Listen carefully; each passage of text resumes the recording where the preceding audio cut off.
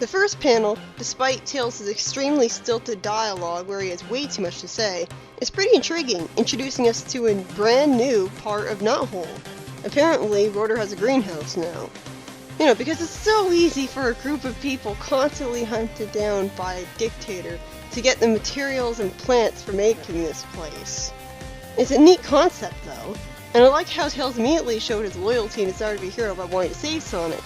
Although it turned out the flower was anything but harmful. Why did it look angry then? That was a narrative cheat.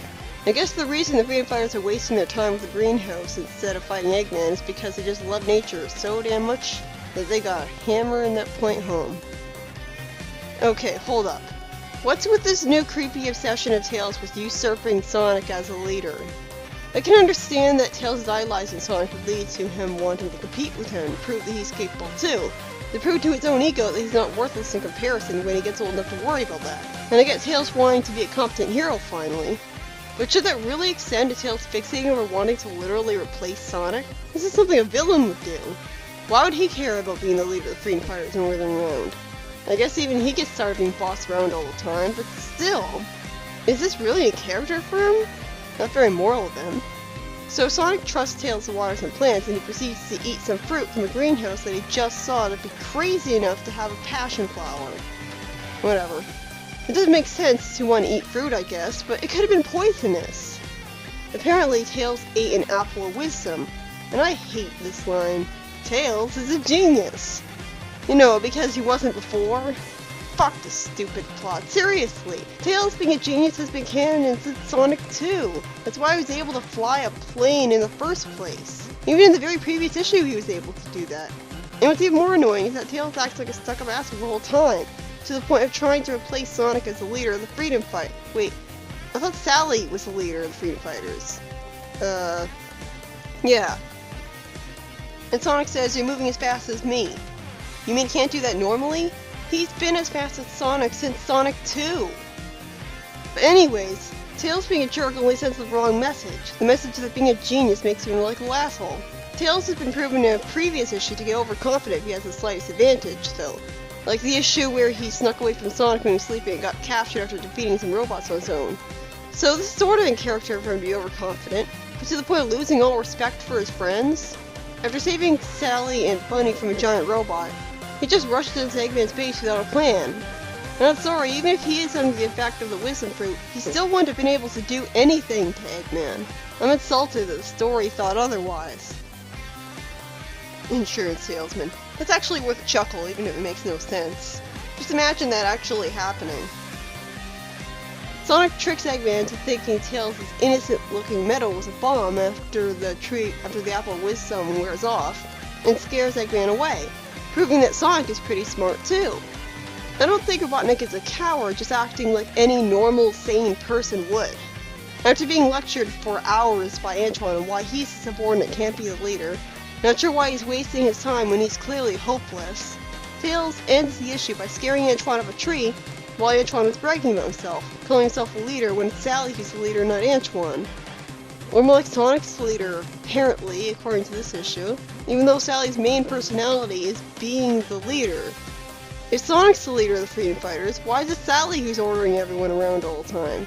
Why was Sally lecturing Sonic for not following her orders in a previous issue when if he was the leader, he would have been under no obligation to listen to her? In the next story, Girls Just Want to Have Fun, we see Eggman playing with dolls of Sonic, Sally, and Bunny, with the girl dolls saying things to make it clear that Eggman is playing the strawman sexist for this issue. I think Sally's doll saying, "Math is hard," is kinda giggle-worthy though. It's kinda giggle-worthy though. Can you imagine Sally Acorn actually saying that in that kind of tone?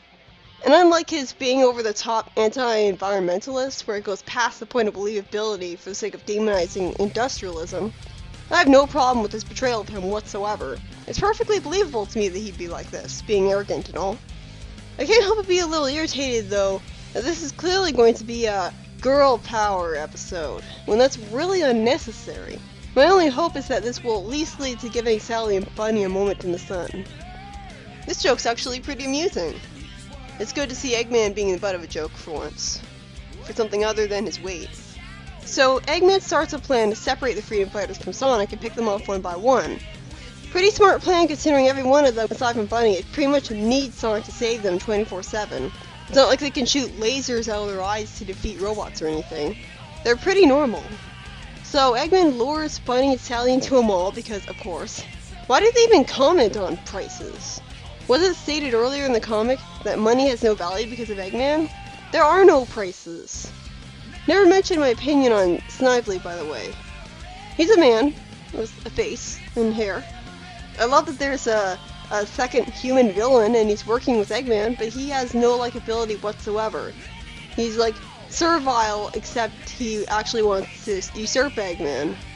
At least he's not an over-the-top, unbelievable strawman like Eggman is, so he feels like more of an actual character than him. So Sally and Buddy get captured and held still by a robot so easily that it's ridiculous. But what was even more ridiculous is that I'm expected to believe that Sally is strong enough to throw a SWAT bot who is behind her, flip him over, and toss her around like a rag doll. What is this, a fan fiction? Especially stupid since we just saw her and Bunny get captured and held still pathetically easily. Did they let themselves get captured? So they switch between being pathetic and being He-Man at the drop of a hat. She is not that strong. This is just an author rant against sexism. I can't believe that Bunny with her super strength is able to do this. But Sally? That's a stretch. She just looks ridiculous doing this. I do think it's pretty amusing how at the end, Eggman and Snively are forced to listen to dolls telling them preachy feminist morals though. But how did Sally and Bunny get this to be the case? Did they make Rotor reprogram the dolls and re-record the dialogue with them providing the voices, or what? This should have been explained, like in a throwaway line or something, just to add the satisfaction of Rotor using Eggman's own technology against him to the mix. Wait, there are actual malls with sales in Mobius? Doesn't money have no value now? So basically, I didn't really like this issue. The first story just makes me angry with his early installment weirdness, pretending that Tails was never even remotely smart, and that's kind of an important aspect of his character, a vital one at that. Because other than flying with his tails, what else is he really good at? Tails was just unlikable the whole story and didn't even receive any real comeuppance.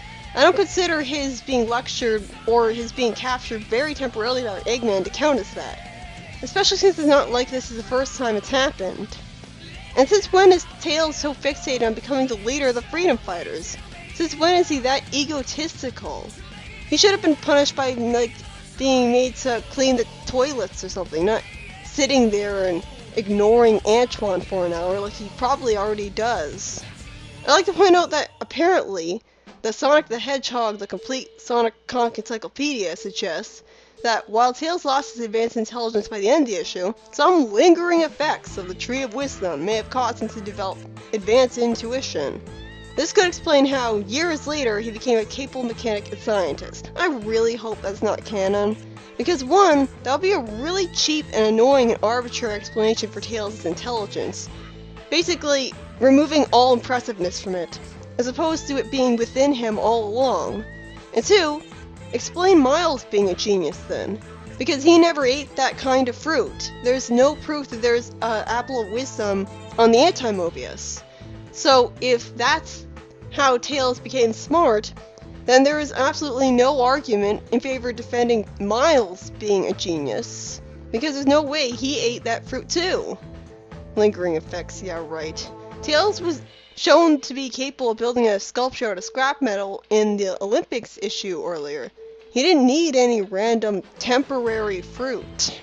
I do like the unexpected Chekhov's gun though, with Tails is building the metal made of something that Robotnik can't detect, actually helping in the plot.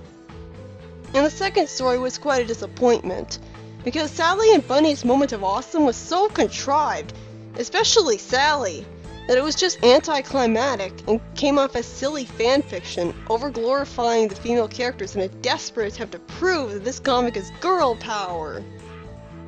And right after they got captured really easily. Bunny, fine, but Sally is not that strong. It's just a byproduct of the fact that Bunny is the only female character here that's capable in a fight. If it was only Bunny, the story would have been much less ridiculous. I had to look up the writers for this issue because I couldn't find their names anywhere.